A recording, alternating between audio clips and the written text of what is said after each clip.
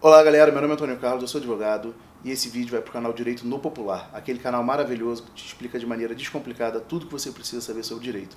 Hoje nós vamos falar sobre ativismo judicial e para falar sobre isso, nada melhor do que um desembargador, Alexandre Campos. Obrigado por aceitar o convite. A honra é minha.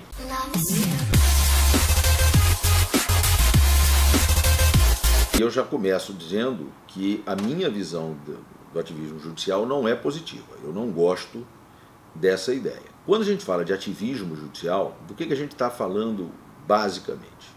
A ideia do ativismo judicial é a ideia de uma possibilidade de o juiz, e aqui quando eu digo juiz, pode ser um juiz único, pode ser um tribunal, dar uma interpretação à Constituição e às leis que acaba fazendo com que o judiciário invada áreas que não são dele, invada áreas que são de outros poderes do Estado, do Executivo e do Legislativo, e acabe por proferir decisões que não têm base propriamente na Constituição e nas leis. Como se o juiz fosse autorizado, e na minha opinião não é, a julgar de acordo com os seus valores ou com o seu modo de ver o mundo. Então, a gente acaba tendo aí um fenômeno que muita gente chama de decisionismo. Quer dizer, o juiz vai decidir do jeito que ele acha que deve ser a solução do caso.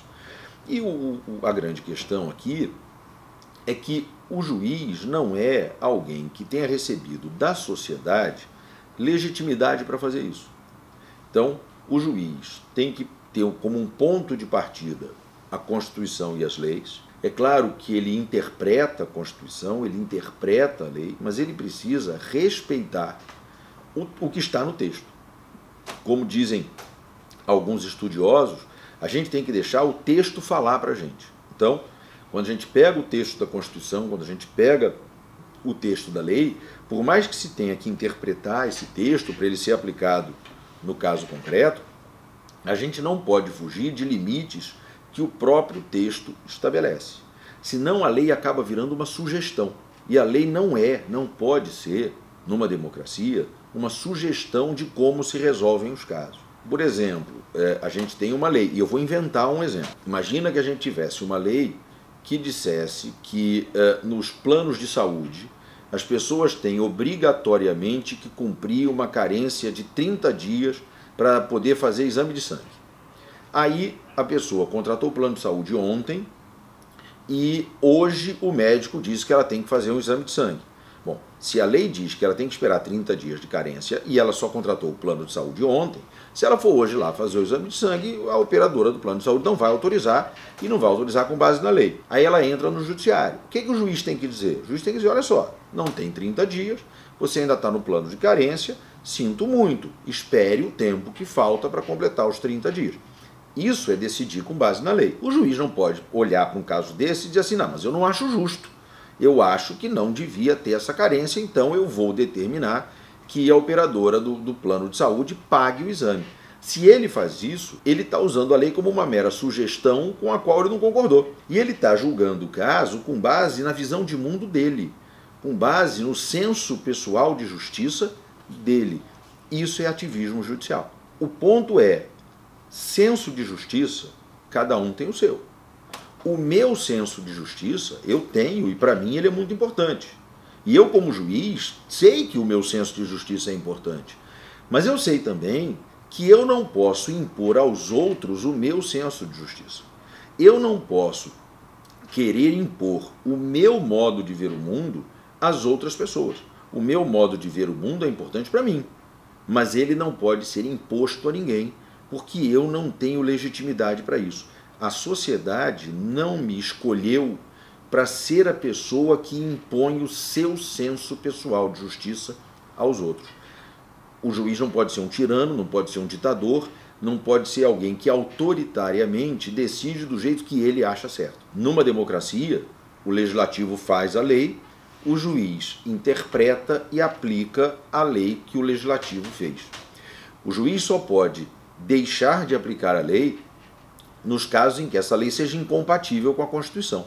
A Constituição está acima da lei e o juiz faz o que se chama de controle de constitucionalidade. Então o juiz pode dizer, essa lei é inconstitucional, tem que justificar, tem que explicar por que ela é inconstitucional, e se ela é inconstitucional, o juiz não a aplica. Não porque ele não queira aplicá-la, mas porque ele não pode aplicá-la.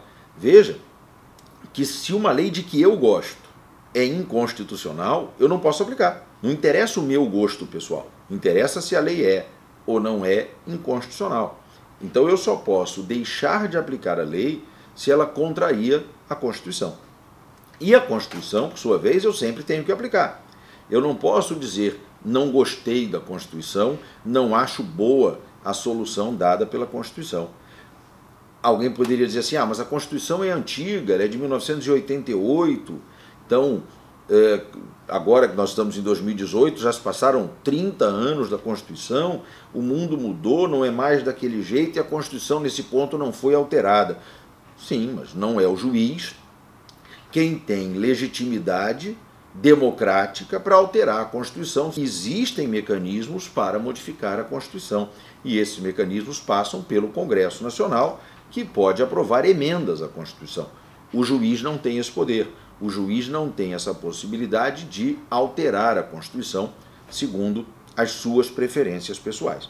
Então, por essas razões é que eu sou realmente contrário a essa ideia de ativismo judicial, né? E, portanto, contrário a qualquer tipo de decisionismo ou de decisões arbitrárias. Na linguagem do direito a gente chama de decisões discricionárias, mas falando numa linguagem mais simples, decisões arbitrárias, decisões que têm como fundamento, única e exclusivamente, o modo como o juiz vê o mundo. Uma aula praticamente sobre ativismo judicial. Se gostou, manda para o amigo. Se não gostou, manda para o inimigo. Curta o canal e se inscreva. Tchau, tchau.